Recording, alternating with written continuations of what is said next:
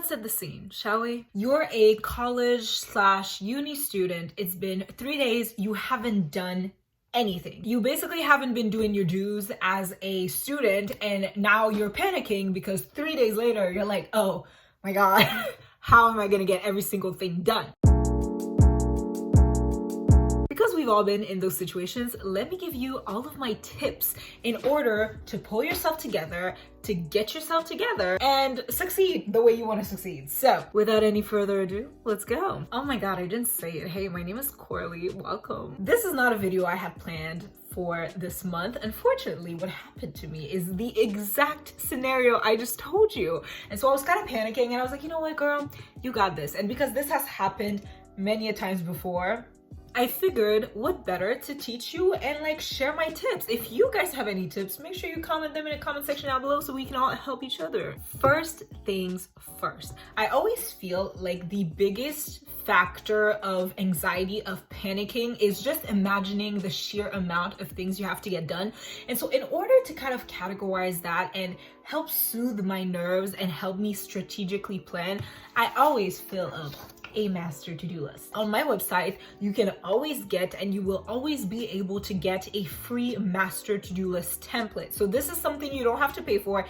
It's very much $0. You don't have to pay anything to get it, but I strongly recommend, because it's just a template you can get for free and then print it out every time you feel like a situation like this arises, you know? On the master to-do list, there's a to-do list, there's a to read, a to buy, to research/look up, to clean/wash, and to contact. I think being able to categorize everything that you have to get done allows you to more strategically place it. So you're like, okay, on that day, I don't want to do too much reading because I'm gonna have to work on this assignment, and kind of balance off, you know, how to organize things. This allows you to write everything down and to be like, oh, well, there weren't that many things to begin with. Because more often than not, your own anxiety about the amount of things you have to do is actually bigger than the things that you have to do. And so everything kind of looks inflated until you like just lay it all on a sheet of paper and like visualize, and you're like, oh, that's actually not that much that I have to do.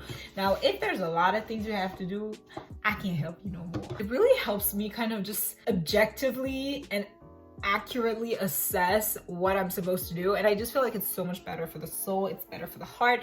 And honestly, when I do this list, it already solves half of my problems. Taking a shower or like just cleaning your face, I feel like sometimes physically cleaning something allows you to like mentally set yourself up. Sometimes I would feel like even just washing my face, I'd be like, oh, like I'd just be able to like attack everything as soon as I'm like either taking a shower. For me, sometimes washing my hair too, like I'll wash my hair and I'll just come out of the shower and I'm like, I'm very fresh right now, time to work. So maybe that should have been the first step. I don't know, up to you. You can do it, you cannot do it. You know, it works for some people, it doesn't work for others. You need to try. It's trial and error with these things mostly, and so I'm just highly encouraging you to try. Next step is to prioritize, baby. Prioritize numbers on things, okay? So for example, let me take my own list, right? When you have a list, for example, let's take readings. I always complain on my channel that I have way too many readings to do for school, but you know, it is what it is. And so for readings, for example, if you're gonna tackle your readings, you're not gonna tackle all the readings at the same time.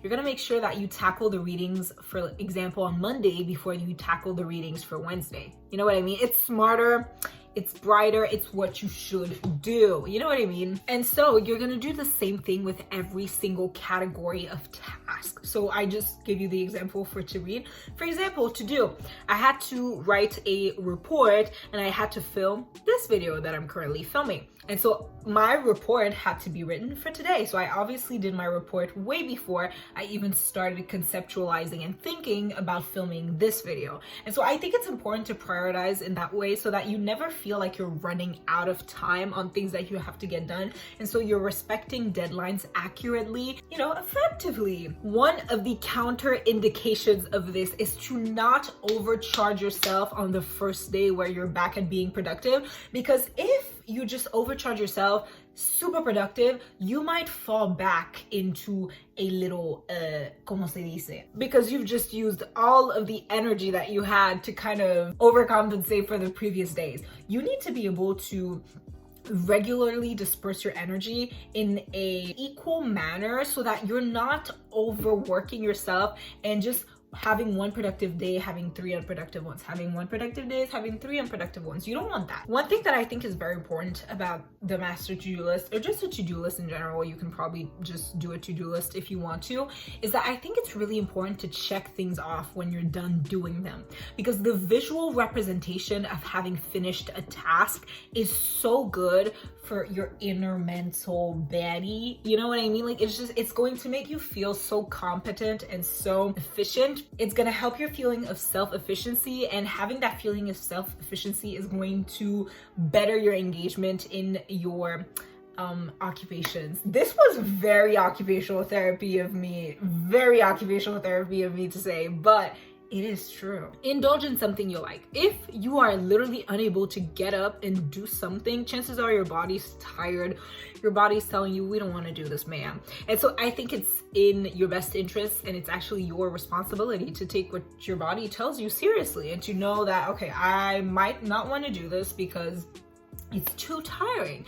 And this is why I think it's always important to have a good level of like productive activities that you're doing throughout the day, but also a great level of leisure activities, and making sure you sprinkle some self-care. And I really feel like I'm regurgitating all my classes, but sometimes they don't lie. This is it, guys. I hope you enjoyed.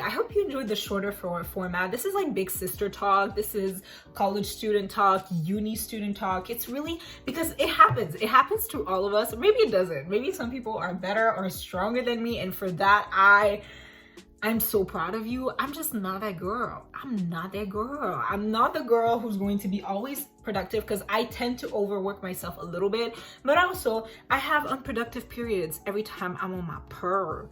And so that's monthly. I wish you guys the absolute best for the winter semester. I hope it goes really well for you. I'm not even gonna lie to y'all. It's trying me. Yeah, I hope you guys enjoyed the video. And if you did, don't forget to give it a thumbs up. Also, comment in the comment section down below other video suggestions or things you'd like to see me do. If you guys like me, my personality, or the content, I put it right up on YouTube. I feel totally free to subscribe to this channel, baby. I give tips, whether it's makeup or just lifestyle. Listen, I'm starting to grow old and older and older, and so I'm actually really truly becoming your older sister.